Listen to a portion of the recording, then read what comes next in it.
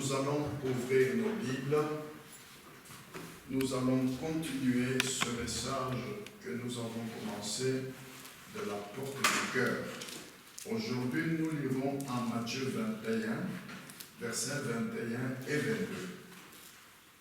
Matthieu au chapitre 21, versets 21 et 22, je lis la parole de Dieu. Jésus leur répondit, « Je vous l'ai dit en vérité, si vous aviez de la foi et que vous ne doutiez point, non seulement vous feriez ce qui a été fait à ce figuier, mais quand vous diriez à cette montagne, ôte-toi de là et jette-toi dans la mer, cela se ferait. Tout ce que vous demanderez avec foi par la prière, vous le recevrez. Amen. Amen. Que Dieu ajoute ses bénédictions à la lecture de sa parole. Amen. Amen. Asseyez-vous, je vous en prie. Quelle bonne déclaration Jésus-Christ vient de faire à ses disciples et à tous les véritables croyants. En Matthieu 21, 22, il a dit, tout ce que vous demanderez avec foi par la prière, vous le recevrez. Amen. Amen. Tout. Il s'agit d'une expérience personnelle. Cette parole est valable également pour nous aujourd'hui. Car lorsque vous croyez en Jésus-Christ, soyez comme lui. C'est ce qu'il dit. Parce qu'il dit,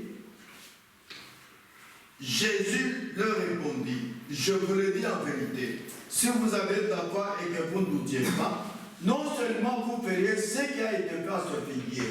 Qu'est-ce qui a été fait à ce figuier? Jésus lui-même a maudit le figuier parce qu'il n'avait pas de fruits et le figuier a séché. Et il a dit en Jean 14, 12, en vérité, je vous le dis, celui qui croit en moi, pas en son église, pas en son pasteur, en moi, fera aussi les œuvres que je fais. Il aura la foi que moi. Tout ce qu'il demandera avec foi par la prière, il va le recevoir. Amen. Oh, combien c'est merveilleux. Il s'agit de votre foi. Il s'agit de notre foi. Il s'agit de la foi de chaque frère et de chaque sœur. Dimanche passé, par la grâce de Dieu, nous avons laissé Jésus entrer dans nos cœurs et puis nous l'avons laissé ouvrir deux petites portes à l'intérieur du cœur, la porte de l'orgueil et la porte de l'égoïsme. Aujourd'hui, nous allons laisser Jésus, par la grâce de Dieu, ouvrir une autre petite porte dans le cœur. Il s'agit de la porte de la foi. Ça, c'est une porte dont on a vraiment besoin. Hébreux 11.6 déclare, or sans la foi, il est impossible d'être agréable à Dieu. Ah!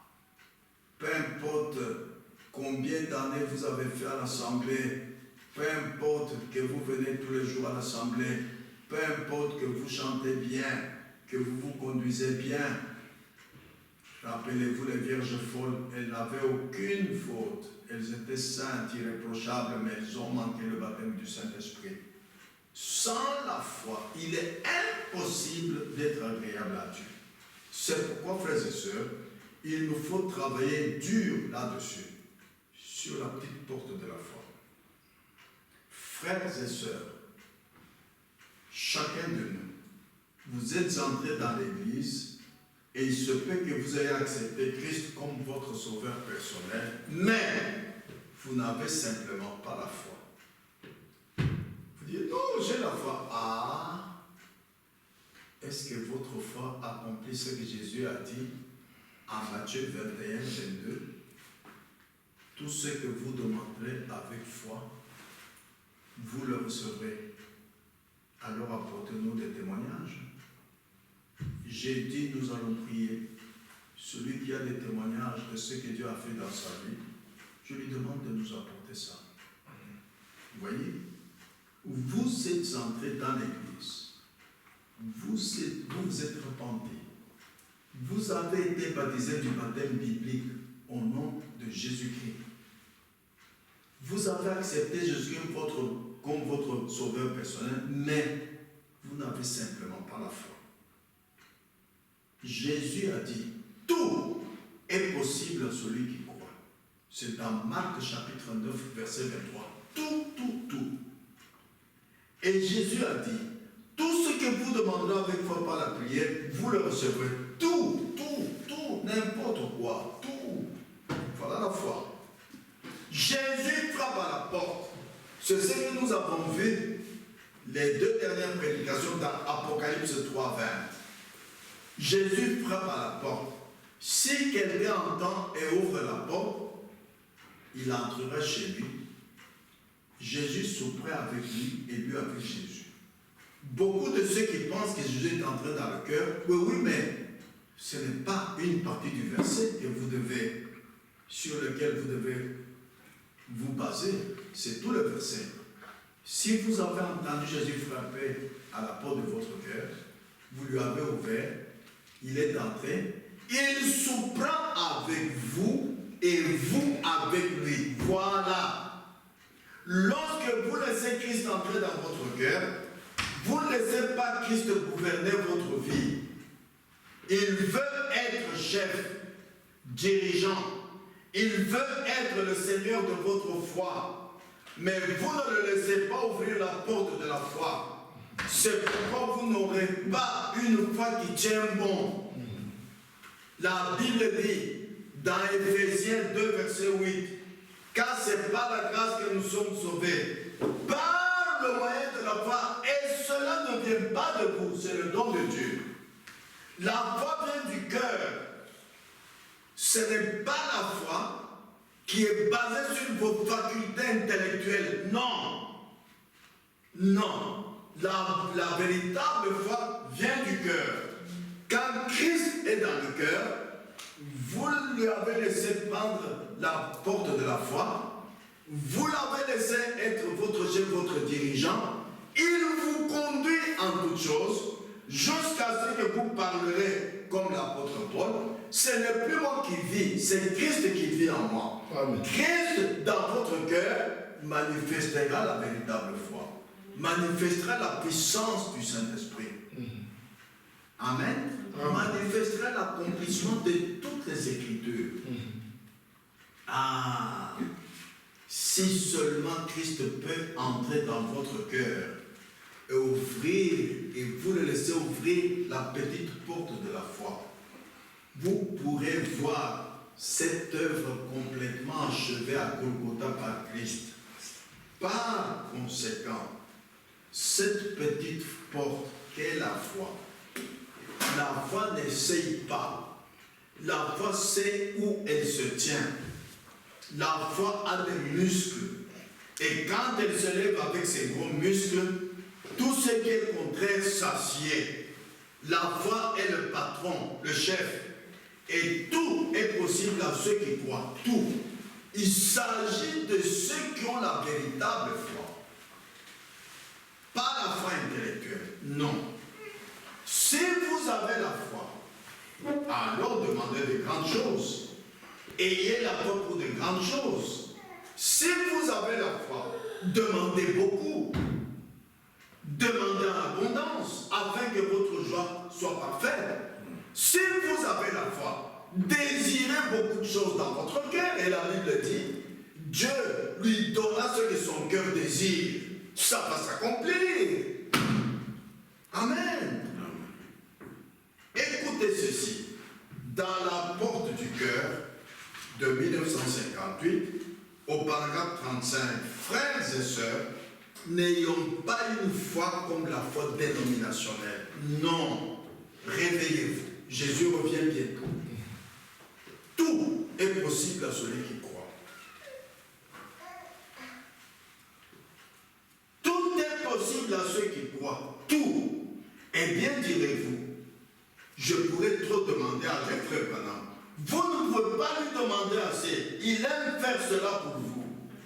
Pouvez-vous vous imaginer un petit poisson de la longueur d'environ 1 pouce, là au milieu de l'océan Atlantique, dire, eh bien, je ferais mieux de boire parcimonieusement cette eau, je pourrais en manquer un jour. Ce serait un non-sens. Et ce serait davantage un non-sens que de penser que vous ne pourrez jamais épouser la bonne volonté de Dieu, de faire des choses pour vous. Demandez même des choses qui sont impossibles à l'homme, à Dieu. Parce que ce qui est impossible à l'homme est toujours possible à Dieu. Mais cela ne vous arrive pas. Pourquoi? Parce que vous n'avez pas la véritable foi. Et pourquoi vous n'avez pas la véritable foi? Parce que quand vous avez entendu Jésus frapper à votre porte du cœur, vous l'avez laissé entrer, vous l'avez dit, mais ne touchez pas la petite porte de la foi. Alors Jésus n'est pas le bienvenu, il ne restera pas longtemps dans votre cœur. Pouvez-vous vous imaginer une petite souris d'à peu près cette longueur dans les grands greniers de l'Égypte dire, eh bien, juste un instant, il n'y a que 450 milliards de tonnes dans ce grenier, par conséquent, je ferais peut-être mieux de ne manger qu'un seul grain par jour, car je pourrais en manquer avec le printemps. Oh, c'est ce que certains chrétiens pensent de Dieu. Ils cherchent à se rationaliser, juste à adhérer à l'église, juste faire ceci, cela. Oh, si seulement je fais de tout mon mieux. Si vous faites de tout votre mieux, vous croirez chaque promesse de Dieu que Dieu a faite. Vous ne pouvez jamais lui demander trop. Il aime vous le donner. Demandez beaucoup afin que votre joie soit parfaite. Demandez de grandes choses. Ayez la foi pour de grandes choses.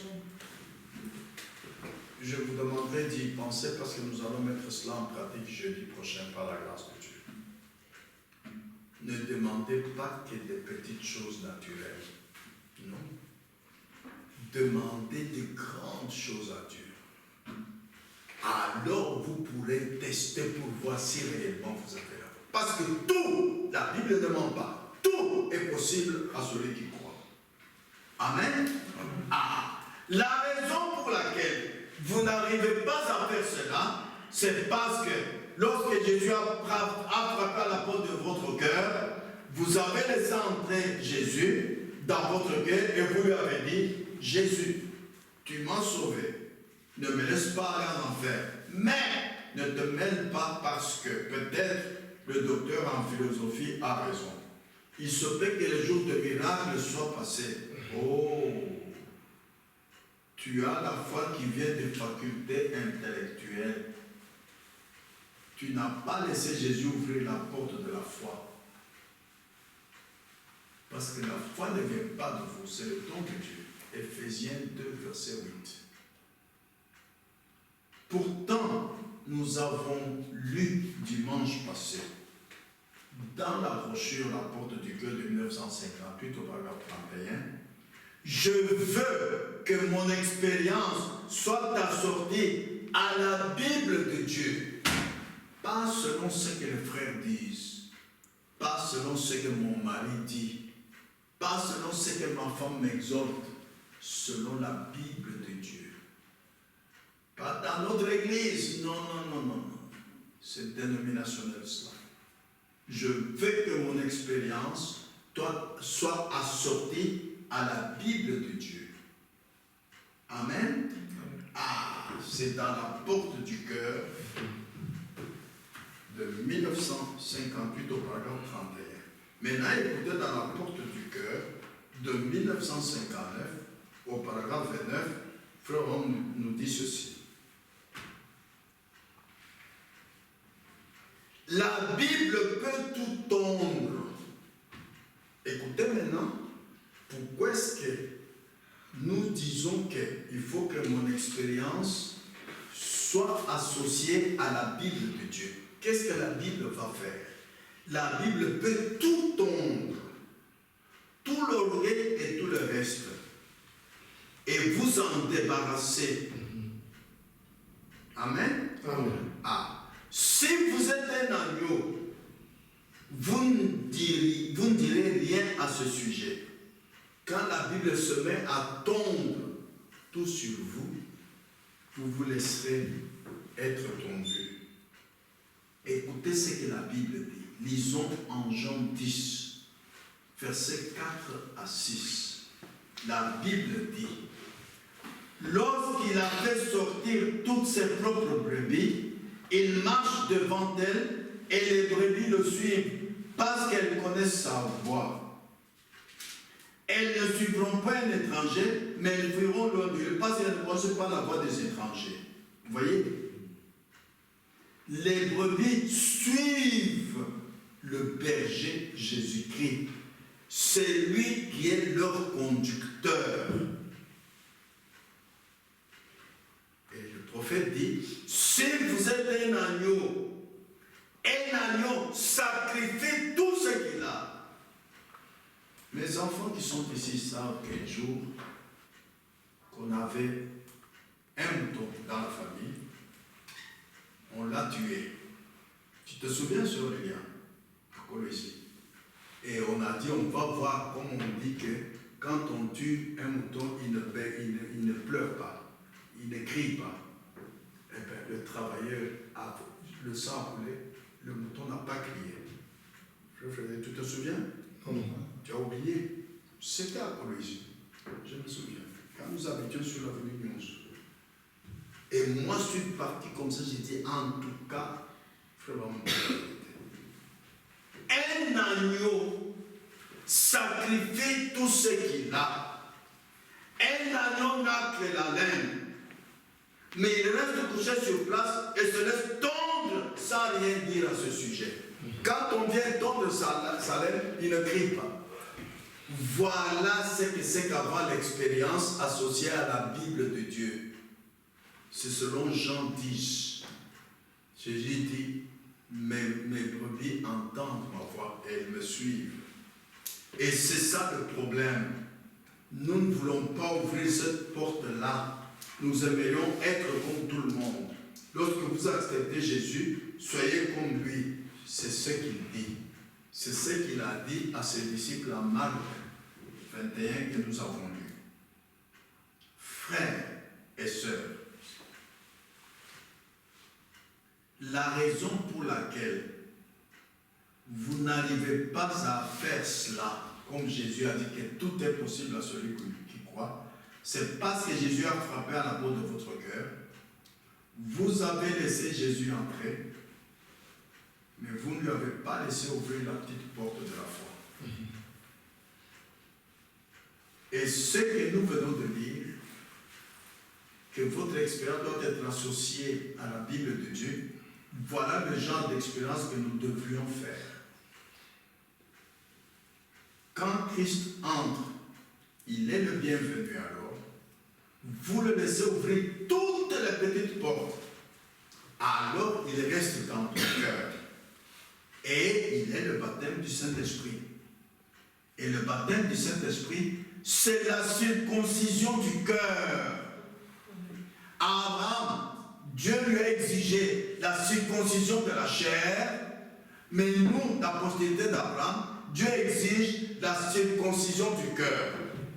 Pendant ce message, je vais beaucoup vous parler du cœur. Et maintenant, à la maison, chaque fois que je lis une portion d'écriture, je trouve le cœur. Chaque fois.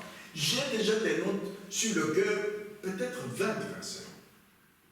Ça m'a étonné, j'étais moi-même distrait, je ne sais pas, je ne savais pas que la Bible parle tellement du cœur comme ça. Vous allez voir combien le cœur est important dans votre corps. Et la Bible dit, du cœur sortent toutes les sources de la vie.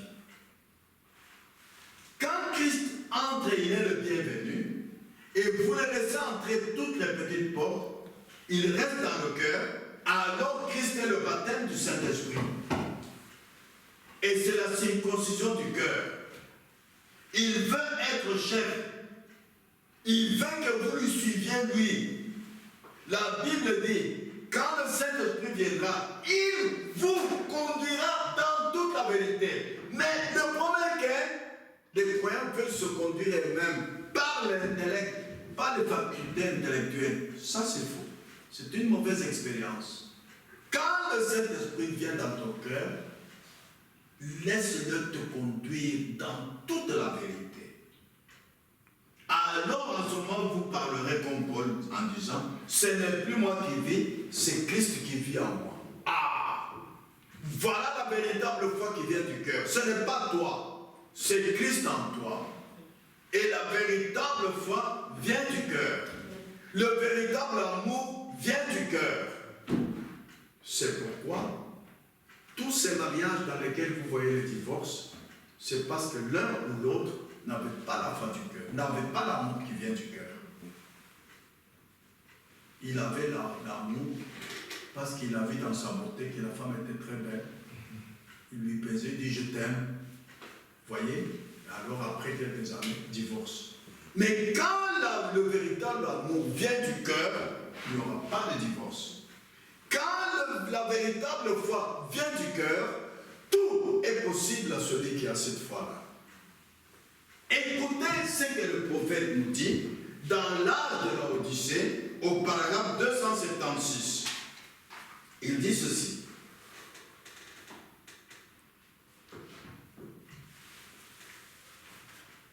Venez pendant qu'il frappe. Ne faites pas de compromis. N'ayez pas moins que le baptême du Saint-Esprit, semblable à celui qu'ils eurent le jour de Pentecôte. Que les mêmes baptêmes d'eau, que les mêmes choses qu'ils firent autrefois. Amen. Amen. Alors, dans votre expérience, ne faites que les choses que les apôtres ont fait. Parce que n'oubliez pas, frères et sœurs, qu'elle nous envoie une promesse à Malachie. Je vous enverrai Élie le prophète. Il ramènera le cœur des enfants à leur père. C'est très important ça. Dieu demandera à chacun de nous des comptes. Celui qui a entendu beaucoup la parole, Dieu lui demandera beaucoup. Amen. Amen. Quelles sont les choses que les apôtres ont fait quand ils ont eu le baptême du Saint-Esprit à Pentecôte? Nous lisons dans Actes 2, verset 4. Actes chapitre 2, verset 4. Je lis. Ils furent tous remplis du Saint-Esprit et se mirent à parler en d'autres langues selon que l'Esprit leur donnait de s'exprimer. Cela venait du Saint-Esprit. Le programme de Dieu, c'est le baptême du Saint-Esprit en vous. Agissant au travers de vous. Dieu ne veut pas des œuvres du croyant lui-même. Dieu ne veut pas des œuvres de l'homme. Non, les œuvres du Saint-Esprit. Amen. Amen. Lisons au 1 Corinthiens 12, verset 11. 1 Corinthiens 12, verset 11. Je lis. Un seul et même esprit opère toutes ces choses, les distribuant à chacun en particulier comme lui il veut, pas comme toi tu veux. Oh, écoutez, quand j'ai veillé en prière, alors Dieu m'a donné le parole. Non, non, non, non, non. Comme lui il veut. Amen. Amen. Et à chacun, si réellement vous avez laissé Jésus entrer dans votre cœur et qu'il est dans votre cœur en tant que baptême du Saint-Esprit, le Saint-Esprit va opérer toutes les choses. Nous avons vu dimanche, et je vais vous le relire aujourd'hui, Christ est tout et en tous. Christ, ce n'est pas une partie de la parole. Tu as été appelé? Oui. Continuez. Tu as été baptisé? Tu t'es levé d'ailleurs? Oui. Continuez. Tu as été sanctifié? Oui. Continuez. Tu as été baptisé? Oui. Continuez. J'ai eu maintenant l'opération des dons spirituels dans ma vie? Continuez. J'ai manifesté la puissance du Saint-Esprit dans ma vie? Oui. Continuez. C'est tout. Pas seulement se baser, oh, mais ça, je suis toujours à l'église. Non, non, non, non, non. Christ est tout et en tous. Ce n'est pas une partie de la parole. Écoutez enfin 1 Corinthiens 14, verset 15. Je lis. Que faire donc? Je prierai par l'esprit, mais je prierai aussi avec l'intelligence. Je chanterai par l'esprit, mais je chanterai aussi avec l'intelligence. Je vous ai dit dimanche que je ne vous dis pas que ne priez pas avec l'intelligence. Non.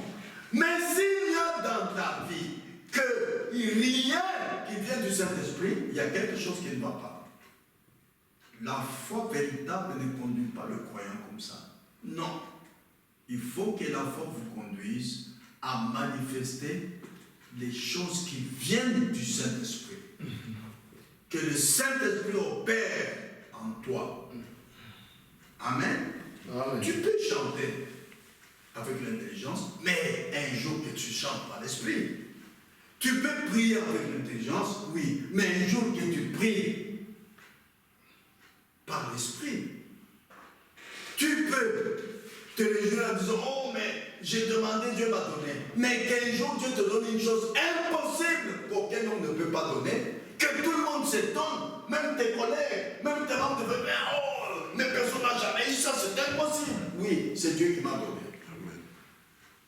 Il ne faut pas qu'il y ait dans nos vies que des choses que tous les croyants des églises reçoivent. Non, il faut qu'il y ait aussi dans nos vies des choses qui viennent du Saint-Esprit qui sont impossibles que quelqu'un reçoive sans le Saint-Esprit. Le programme de Dieu,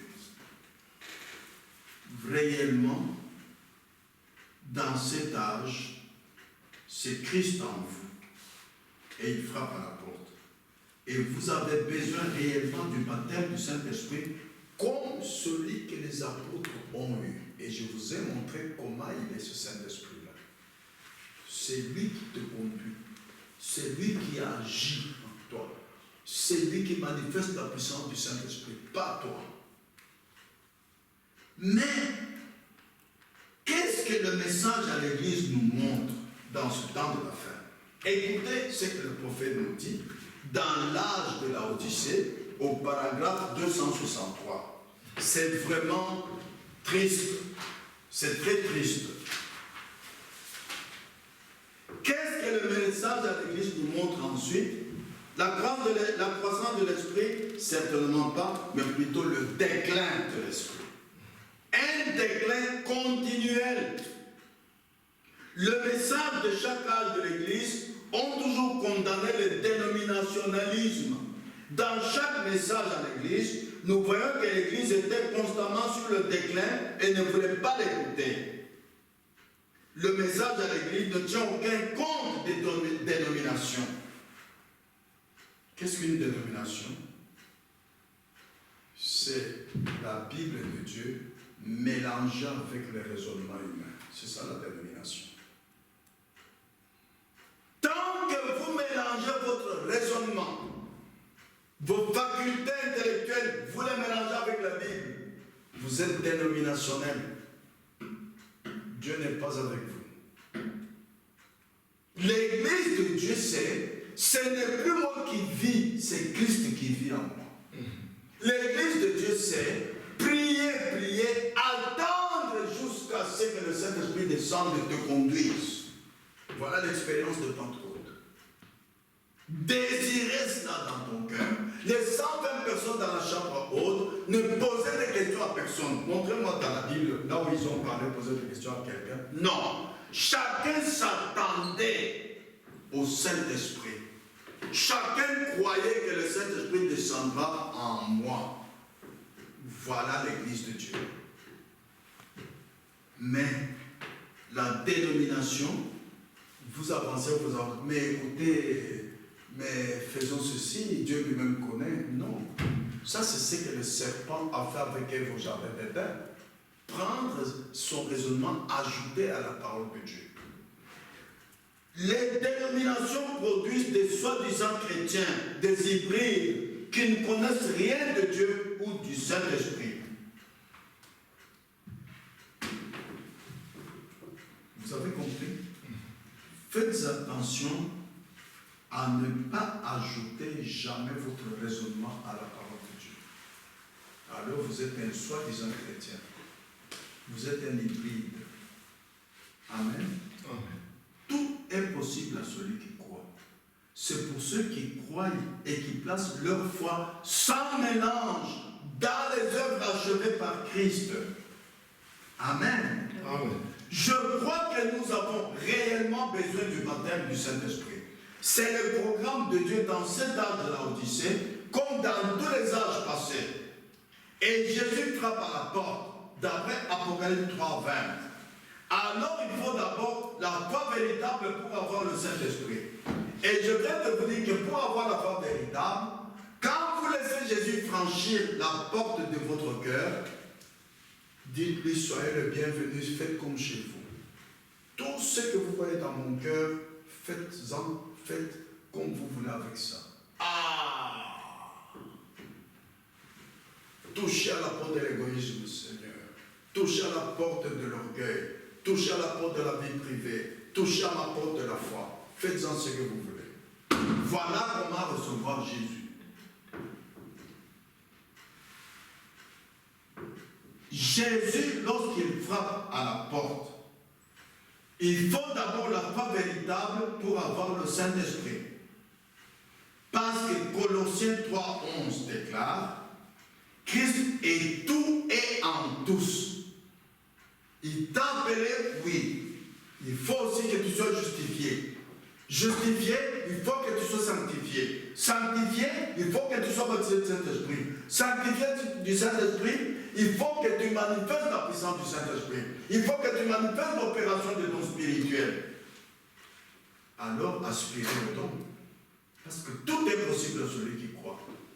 Comment est-ce que tu as la foi? Tu aspires et aucun don n'opère en toi. Quand vous regardez bien dans ce message du temps de la fin, il n'y a qu'un seul don partout dans le monde entier qui est dans l'opération, c'est le don de prédication. C'est tout. C'est rare, très rare que vous entendiez qu'il y a eu un parlant dans telle assemblée qui a dit ceci, et c'est une prophétie, et la chose est arrivée. C'est très rare. Dans les bancs où vous êtes assis, il n'y a pas d'opération de don du Saint-Esprit. Alors, examinez de quelle manière vous avez cru, parce que Christ est tout et en tous. Pour tous, je vous ai dit dimanche, nous ne devons pas diviser le corps de Christ. Alors, le corps de Christ va travailler. Rappelez-vous les vierges folles, elles étaient saintes, mais n'avaient pas tout, n'avaient pas la sagesse du Saint-Esprit. C'est pourquoi, étant ensemble avec les vierges sages, les vierges folles, quand on a dit l'époux est là, il n'avait pas d'huile. Ce n'est pas un frère qui va vous dire, écoutez, préparez Jésus arrive. Non, non, non. Ce n'est pas la sagesse du Saint-Esprit. Toi qui as laissé Christ entrer dans ton cœur, il est là. Le baptême du Saint-Esprit est là. Nous allons le voir dans les jours qui viennent. Le cœur de l'homme connaît le cœur de l'homme. Le cœur de l'homme médite même quand tu es couché. Toi, tu es endormi, tu te relèves, une petite voix te parle dans le cœur. Voilà le véritable chrétien. Amen. Rappelez-vous, c'est par là que nous allons terminer, que l'apôtre Paul a dit, acte 19, verset 2, le Frédéric. Lisons la version d'Arby. Louis II dit, quand vous avez lu. Non, ça ce n'est pas la pensée de Dieu. Acte 19, verset 2. Avez-vous reçu l'Esprit avez-vous reçu l'Esprit Saint après avoir cru? Voilà, après avoir cru. Parce que comme je voulais bien vous le dire, dans Colossiens 3, 11, la Bible dit, Christ est tout. Ce n'est jamais une partie. Tu ne peux pas te rendre dire, oui mais je suis sanctifié, je ne vais plus au bas, je ne fais plus ceci ou ça. Oui mais la suite. Avez-vous la suite après avoir eu la foi? Est-ce que vous avez le baptême du Saint-Esprit? Et si vous aviez le baptême du Saint-Esprit, tout est possible à celui qui croit. Vous avez la circoncision du cœur. N'est-ce pas? Christ est en vous, il vous conduit. Mais parle-lui, qu'il manifeste en vous l'opération des dons spirituels, qu'il manifeste la puissance du Saint-Esprit, qu'il manifeste tes prières qui demandent des choses impossibles et Dieu te les donne et tout le monde acclame. Alors, c'est quand vous avez cette foi-là véritable que vous pouvez maintenant recevoir le baptême du Saint-Esprit.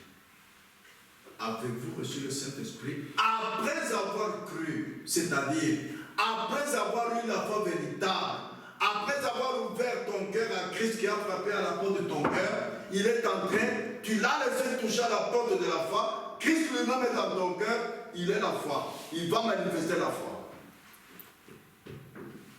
Vous comprenez, frères et sœurs? La foi véritable vous conduit au baptême du Saint-Esprit. Comme les 120 dans la chambre haute. Les 120 ont persévéré dans les prières. Et les 120 ont eu le baptême du Saint-Esprit. Ce n'était pas 118, 115, non, tous les 120. Cela doit vous ouvrir les yeux pour que vous voyez comment le Saint-Esprit travaille. Il n'y a qu'une seule foi, dit la Bible. Un seul Seigneur, qui est le chef de ton cœur, qui est dirigeant de toute ta vie, et non pas l'usage de vos facultés intellectuelles. Et s'il n'y a qu'une seule foi, tu ne peux pas dire que toi tu crois le message, tu vis comme ceci, l'autre vit différemment. Non, Christ est tout et en tous. Voilà le problème de nos églises. Les gens, il y en a qui ont la foi véritable, il y en a qui ont la foi intellectuelle. Alors la vie que nous manifestons, la vie chrétienne est différente. Réveillez-vous s'il vous plaît. Jésus revient bientôt. Réveillez-vous. Il n'y a qu'une seule foi, un seul Seigneur, un seul baptême. Amen. Amen. Voulez-vous permettre à Christ de se tenir dans votre cœur de foi? Voilà la question qui vous est posée ce soir. Vous avez accepté Christ comme sauveur personnel? Oui. Vous l'avez laissé entrer dans votre cœur? Oui. Mais voulez-vous permettre à Christ de se tenir dans votre cœur de foi? Voulez-vous lui permettre de toucher à votre cœur de foi? De telle manière que, quand tu demandes la guérison divine, tu l'as. Que tu ne réfléchisses pas, mais écoutez, non, écoutez, allons à Crefel, que frère Franck aille prier pour moi. Ça, c'est le raisonnement humain. Vous voyez? Dis au moins, le Saint-Esprit m'a dit cette nuit d'aller à Crefel. Oui, mais pas avec ton raisonnement humain. Voilà pourquoi les guérisons divines véritables n'apparaissent pas. Amen. Amen. Voulez-vous, s'il vous plaît, permettre à Christ de se tenir dans votre cœur de foi? Inclinez la tête pour l'adoration. Frères et sœurs, notre expérience doit être associée à la Bible de Dieu. Oui, Galates 4:30 dit que dit l'Écriture, pas que dit l'Église, pas que dit la réunion de frères, non. Pas que disent les prédicateurs, non. Que dit l'Écriture? Et nous venons de lire l'Écriture dans Actes 19:2 qui nous montre le programme de Dieu. Un seul, dans tous les 7 ans de l'Église, avez-vous reçu le Saint-Esprit après avoir cru? Ainsi, vous comprenez que le véritable fondement solide et certain pour que vous ayez le baptême du Saint-Esprit, c'est la foi. Et la foi ne peut venir que de Dieu. Si vous avez accepté Christ qui frappe à la porte, qu'il entre dans ton cœur et tu le laisses toucher à toutes les petites portes qui sont à l'intérieur du cœur. Voulez-vous vous lever? Parce que vous voulez la bénédiction de Dieu sur vous. Et moi, en tant que son serviteur, je vais prier pour vous. Je vais prier que Dieu donne le baptême du Saint-Esprit à ceux qui ne l'ont pas. Amen. Parce que le baptême du Saint-Esprit, c'est ça le programme de Dieu. Et maintenant, je vous demande ceci. Pourriez-vous faire ceci dans votre cœur? Dites ceci à Dieu. Écoutez. Écoutez ce que vous allez dire à Dieu dans votre cœur. Dites, Seigneur, fais de moi ce que je devrais être. J'ai gardé de petites portes fermées dans mon cœur, t'empêchant d'entrer. J'avais peur de faire quelque chose de mal. Mais je vais te faire confiance. J'ouvre la porte de la foi ce soir. J'ouvre la porte de mon orgueil. J'ouvre la porte de ma vie privée. J'ouvre la porte de mon égoïsme. J'ouvre chaque porte que j'ai. Entre et sois mon Seigneur. Prends-moi. Entre dans ma petite barque et conduis-moi à travers l'océan solennel de la vie. Qu'il en soit ainsi pour vous maintenant. Alors que nous inclinons la tête et que nous prions.